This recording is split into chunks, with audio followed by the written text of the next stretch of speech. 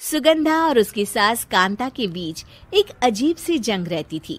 ये जंग थी किचन में कौन ज्यादा अच्छा काम करेगा और घर के सदस्यों के दिल जीतेगा। और उनकी इस जंग में हमेशा कुर्बान होते थे उनके दोनों पति। कैसे? आइए देखते हैं इस किचन पॉलिटिक्स की कहानी में। एक दिन किचन में, माँ जी, आज मैं बना रही हूँ मेथी की सब्जी। इस खाने से घर वालों के पेट की सारी समस्या खत्म हो जाएगी। और मैं बना रही हूँ तड़के वाली छाछ, जिसे पीते ही गैस की समस्या कभी नहीं होगी। दोनों अपने अपने खाने को लेकर टेबल पर पहुंच जाती हैं। तभी सुगंधा के ससुर उसकी बनाई सब्जी की तारीफ कर देते हैं। अरे वाह, मेथी की सब्जी भी बनी है, बड़ी ही स्वादिष्ट है। वाह बहू वाह। अरे बहू, लेकिन इसमें इतनी सारी मेथी बर्बाद करने की क्या जरूरत थी? देखिए माँ जी, ये तो वो मेथी है जो आप रात में भिगोकर सुबह उसका पानी पीती हैं, और जो मेथी फेंक देती हैं उसी से मैंने ये सब्जी बनाई है। अरे वाह बहू, तुमने तो बड़ा ही समझदारी का काम किया। बस अब क्या था, कांता जी का तो मानो ये सुनकर खून ही सूख गया। वो फैसला कर लेती है कि किसी भी तरह वो अपने खाने की तारीफ लेकर ही रहेगी और सुगंधा को किचन में उसकी कमियां गिनाएगी। कांता फ्रिज खोलकर देख रही होती है और फिर सुगंधा से कहती है, अरे बहू, ये क्या, पूरा फ्रिज गंदा पड़ा है। तभी वहां सुगंधा का पति आ जाता है। वो सुगंधा को डांट कर कहता है, सुगंधा, तुम्हें कितनी बार कह रखा है कि वायरस फैल रहा है, साफ सफाई का पूरा ख्याल रखना है, लेकिन तुम किचन में इतनी गंदगी रखोगी तो कैसे चलेगा। सुगंधा सास की तरफ देखती है जहां वो मुस्कुरा रही होती है। सुगंधा समझ जाती है कि सास ने उससे बदला लेने के लिए ये सब किया है।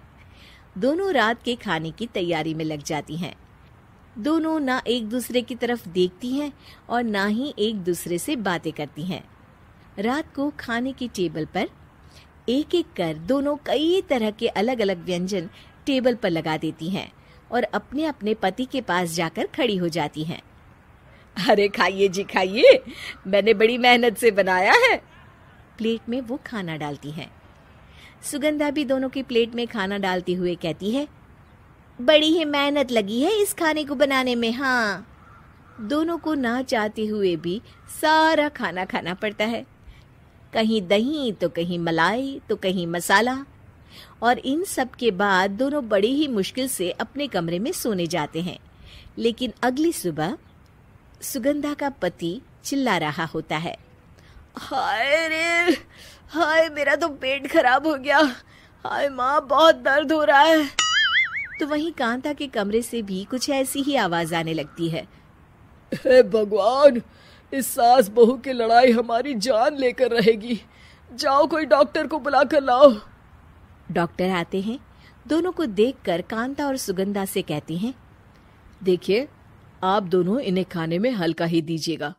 हो सके तो रात का खाना जल्दी खाया करे और वॉक किया करे। इतना कहकर डॉक्टर वहां से चले जाते हैं। जिसके बाद एक बार फिर से दोनों बहुएं किचन में जाती हैं और खाना बनाने में लग जाती हैं। रात में खाने के टेबल पर दोनों एक बार फिर से खाना लगाने लगती है। पापा जी, मैंने ये पतली मूंग की दाल की खिचड़ी के साथ ये पापड़ और पुदीने की चटनी भी बनाई है। अरे बहू, अभी अभी बेचारे पेट की बीमारी से गुजरे हैं, इतना भारी खाना तो डॉक्टर ने भी मना किया है ना। देखिए, मैंने आप दोनों के लिए सूप बनाया है। और दोनों उन लोगों की प्लेट में खाना डालने लगती हैं। तभी दोनों एक साथ बोल पड़ते हैं, बस करो, हमें माफ करो, हमें नहीं खाना इस घर में ना खिचड़ी और ना ही सूप। हम इंसान हैं, एक वक्त में एक ही खाना खा सकते हैं। बस करो, हमें माफ करो, हमें नहीं खाना इस घर में ना खिचड़ी और ना ही सूप।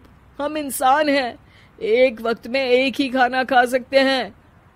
इतना कहकर वो दोनों वहां से चले जाते हैं। कहानी का अंत। आप लोग उम्मीद कर रहे होंगे कि अंत में सब ठीक हो जाएगा। नहीं जनाब, अगर सास बहू के बीच सब ठीक हो जाए तो आप ये सीरीज देखे ही क्यों?